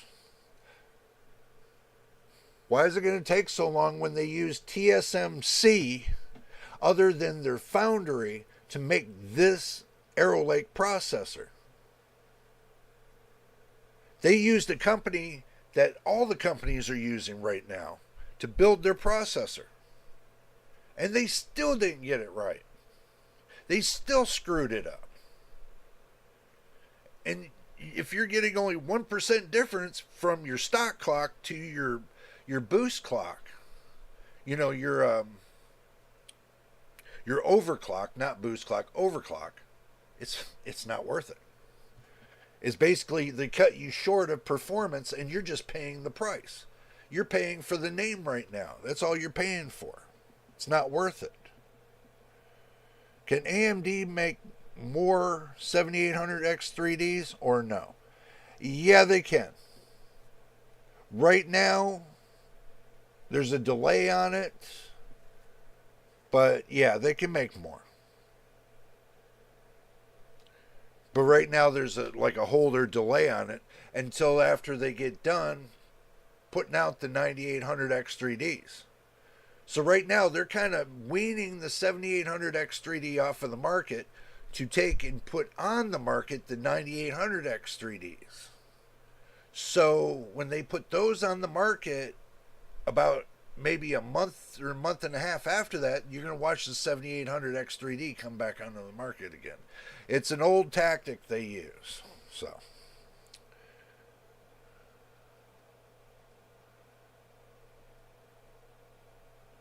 How much is the 7800X3D worth? Add $100 to it. And that's about how much it's going to be. I'd say about 550.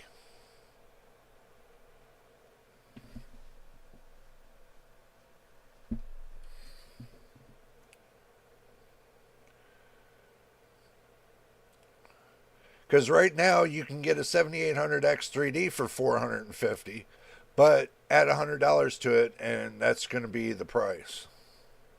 So it's going to be around 550 bucks.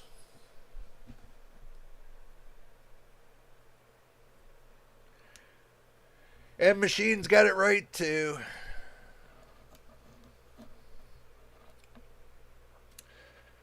But I think when it first comes out, it's going to hit about 550. Because do remember they pushed Arrow Lake. They pushed Arrow Lake up to 600 bucks, but AMD just put out a discount on the 9000X series. They knocked like maybe 50 bucks here, 40 bucks there, 30 bucks there. So AMD just knocked some money off of the 9000 series, 9000X series. If you didn't know. Hi, Katha. Good to see you. Good to see you.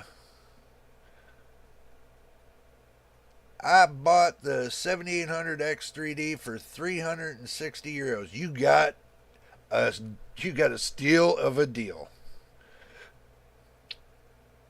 Around maybe 10 weeks ago. Well, you got a hell of a deal. You got a hell of a deal. Because right now it's a little bit more expensive. I had luck.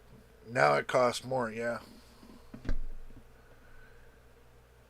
That is worth the weight in gold. Well, right now, yeah, because the 7800X3D is king. Right now, I'm going to tell you, 7800X3D is king.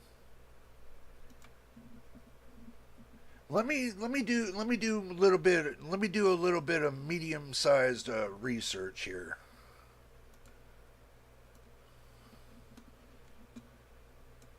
Let me go to Amazonian. Amazon. Let's see. Let's go to Amazon. Alright, I'll bring you guys along with me in a moment. Let me get 7800X3D. Never know. Okay, well, Amazon has them. Here, let me slide you guys over to it. Here you go, right here.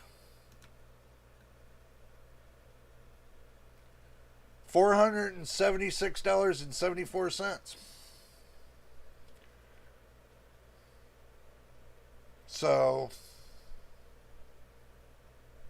not too bad. It's way cheaper than the 285K. So, way cheaper.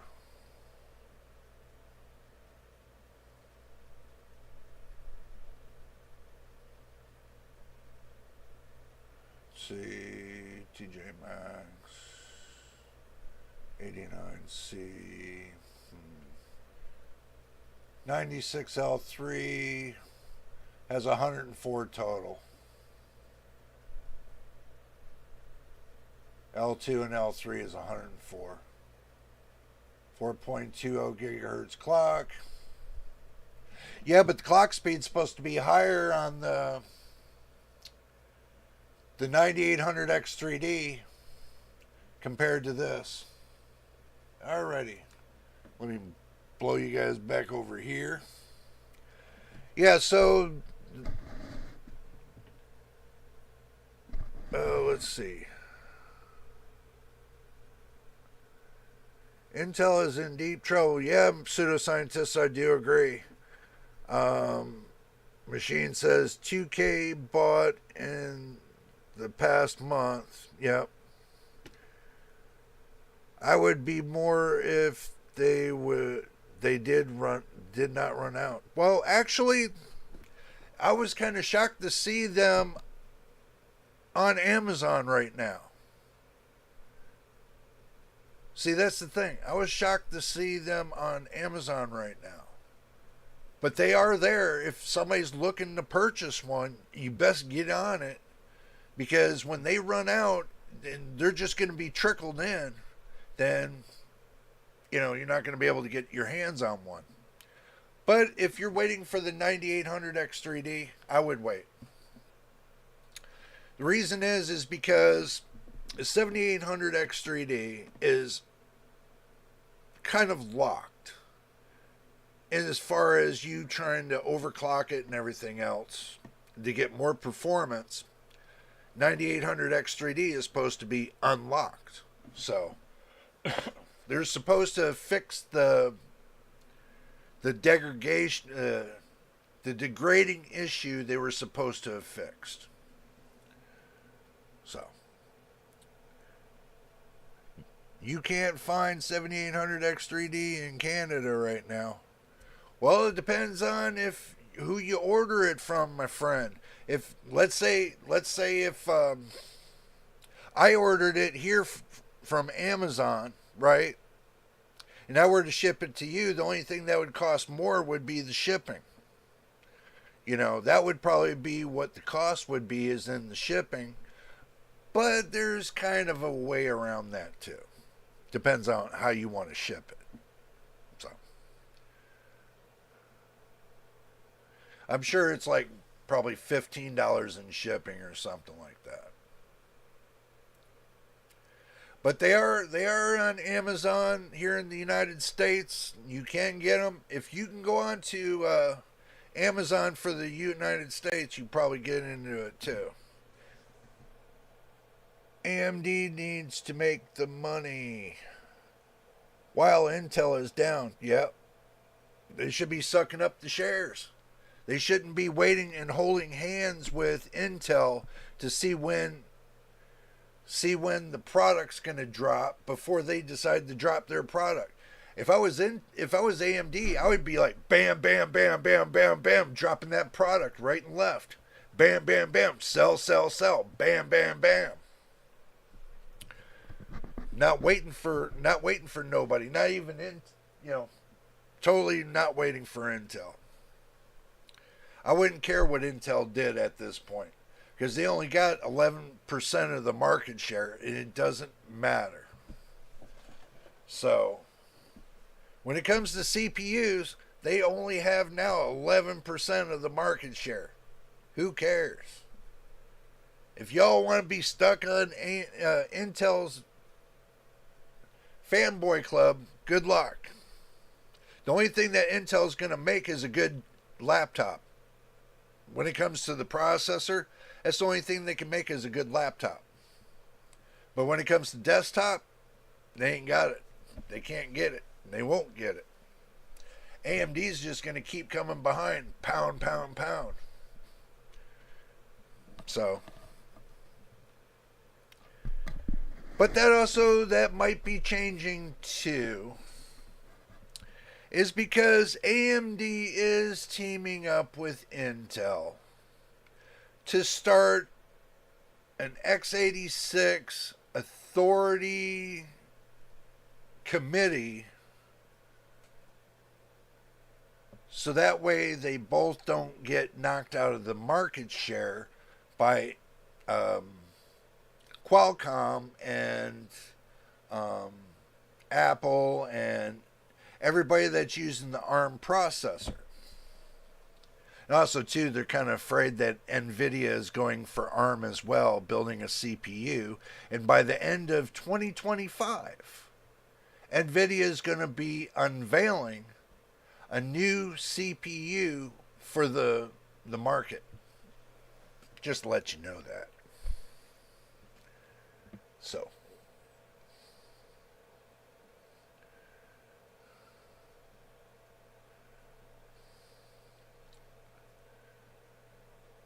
I don't see Battle Mage making it. Well, Battle Mage ain't making it, bro. Machine, They are not going to make Battle Mage. They cannot even afford Battle Mage right now.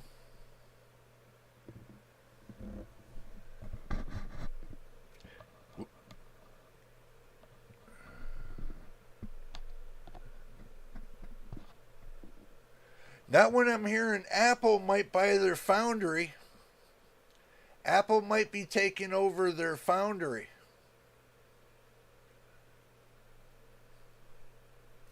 So Intel might be moving its way out of making its own product to having another company make its own product.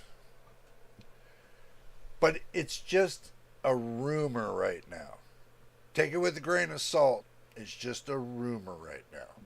But what's making this rumor go to reality is the fact of Intel having their product made by TSMC. That's what almost making this almost look like a reality page. That Intel might be. That's the reason why that Intel laid off 13 or 15,000 workers was because of the foundry.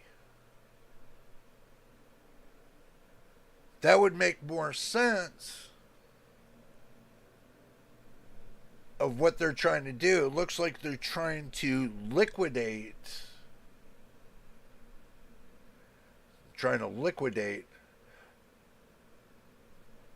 their building section and just tone down to something smaller. So, and you know why they're doing that, right? Because their foundry is in Europe. It's not here in the United States. But Intel got money from the United States for them to build a foundry here.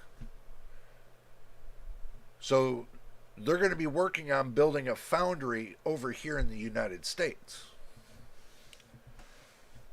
Because the product is plentiful and cheap. That's the reason why they're going to be doing it over here. And also, too, they won't get hit with tariffs. That's going to be another thing that they won't get hit with. Is if they build their GPUs over here in the United States, they won't get hit with a bunch of tariffs. But it looks like that's what's going to happen, because it looks like the United States is going to phase out China. They might phase out China completely. And just deal with other countries and just lock China out from the market here in the United States. That could happen. You never know.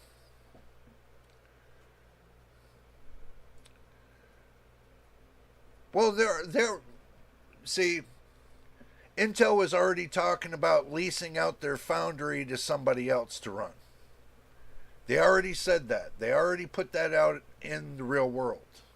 So it's either they're going to sell, it's either they're going to rent it out, however they're going to do it, but they're not going to be using it, period. So, oh, definitely could happen. Definitely could happen. They could sell their foundry and all their assets over there and then come over here to the United States and start out fresh. Who's to say they wouldn't? You know, who's to say they wouldn't do it? Where they're located, they're not located in a good spot. You know, why wouldn't they come over here and prosper in the United States? Just make more jobs for the U.S. And plus, when you get a product that says American built, you know it's going to be built right. There's no cutting corners. People have to understand that. Here, there's no cutting corners. You can't get away with it. That's the reason why everybody loves when they see an item that says built in the United States. in the USA, because they're not cutting corners. Because regulations won't let them cut corners. Everything's under regulation. So, I've noticed all the products that I bought that says made in the USA, it's been, 100%. It's lasted long, long years. So, I think I even got a radio that was built in the 80s that says made in the USA, and I still got it. So, and it still runs too. That's what I want to see. That's what I want to see happen with Intel, is them to make a mark, bring all their stuff over here like Elon Musk is doing, and swamp the United States with all new GPUs, all new CPUs. I want to see if they're going to do it. Truthfully, it would be interesting. Because right now, Nvidia has got many factories around in different countries. They got many. They're here in the US, they're in many different countries. But all the product gets made from TSMC. So, we all want to see quality stuff being made. Yeah. It's either you want quality or you want quantity. All these years, since the year 2000 and up, it's been quantity. Qualities went out the window. They don't have the quality that they used to have back years ago. If they did, then the quality would be a lot better. Products would be a lot better. We would see a lot less BS if the products were made correct. And made cleaner too. United States makes the cleanest products. Even when it comes to oil, we still make the cleanest products. Hey, that's what they say on YouTube. That's what they say on the news. All I did was repeat it. So, all right, everybody. It's been fun. I just wanted to lash out about the Intel and, Nvidia and AMD. Wanted to let y'all know what's been cooking around the quarters. And hopefully in November, we'll see the 9800X 3D. And maybe at CES, and I think it's going to be in Las Vegas, Nevada, that AMD, Nvidia, and maybe Intel might throw some stuff out there. So, might be worth it. So, but anyway, y'all have a great day and a fine evening. You stay out of trouble, be safe, and don't get into anything. We will see you on next Saturday. Next Saturday at noontime right here on the channel. I'll make sure I post it for you so that way you know when it's going to come out. So make sure you turn on your notifications. And if you're first time here, make sure you subscribe. Make sure y'all put a like on this stream so that way YouTube puts it out there, lets everybody know we're still alive. And also, too, it helps the channel and helps us grow and go. So, but anyway, y'all take care, and we will see you on the next one.